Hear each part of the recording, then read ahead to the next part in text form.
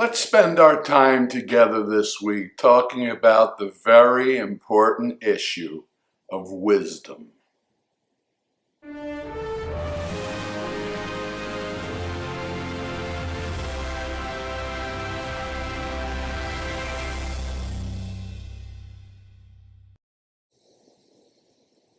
Shalom, my friends. Yes, wisdom, not knowledge. There is indeed a difference.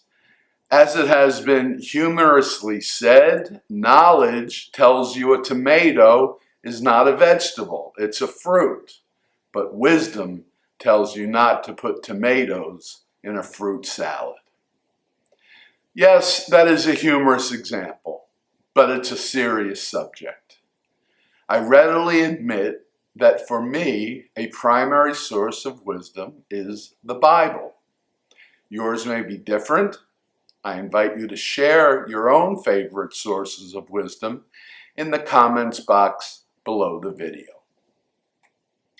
I decided to talk about wisdom this week when I heard a recording of a young woman talking about it on her Young Turks podcast.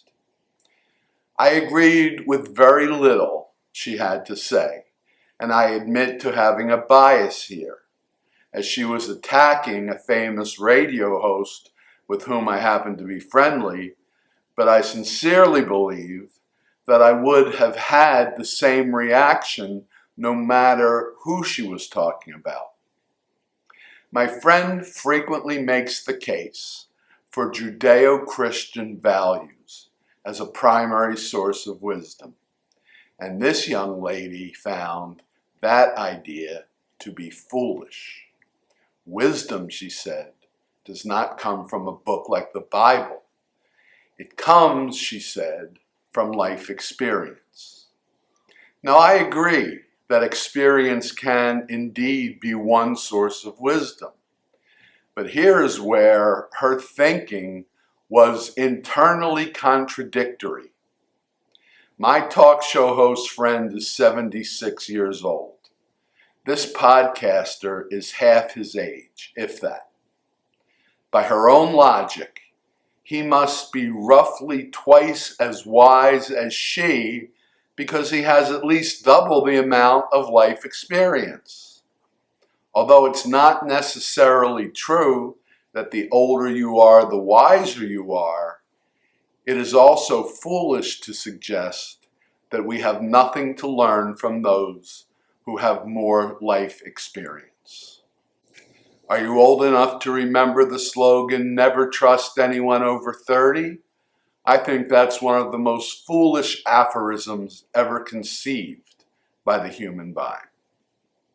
Still, although life experience can be a source of wisdom, there are many old fools, and there are many young people who are wise beyond their years. The very fact that being wise beyond one's years is a known expression testifies to that.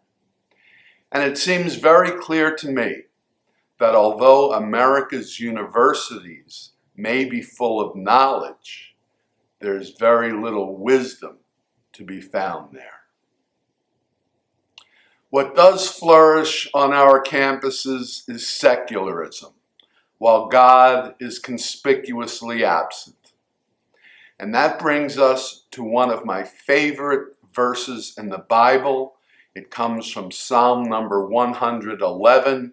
It says, "The beginning of wisdom is the fear of the Lord."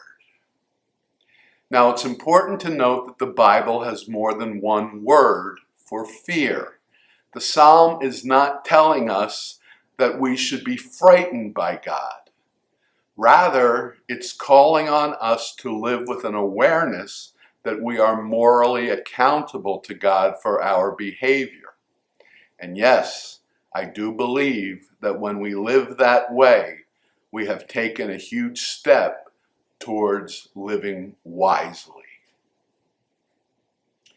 Finally, let's return and talk about why wisdom is of such great importance. Many people have very good intentions, But good intentions don't do any good.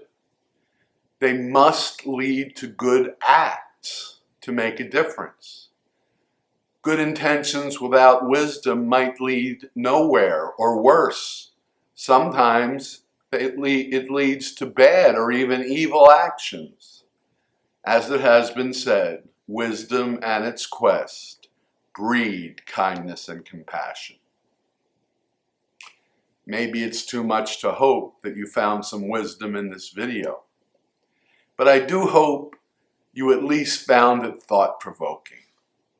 And if you did, maybe you would be kind enough to give it a thumbs up on YouTube. You can also help the channel by becoming a patron using the link to Patreon in the description box below the video. Or, as always, subscribe to the channel by clicking on my face right over here. Or watch our last video by clicking on its icon right over there. As ever, until next time, Shabbat Shalom.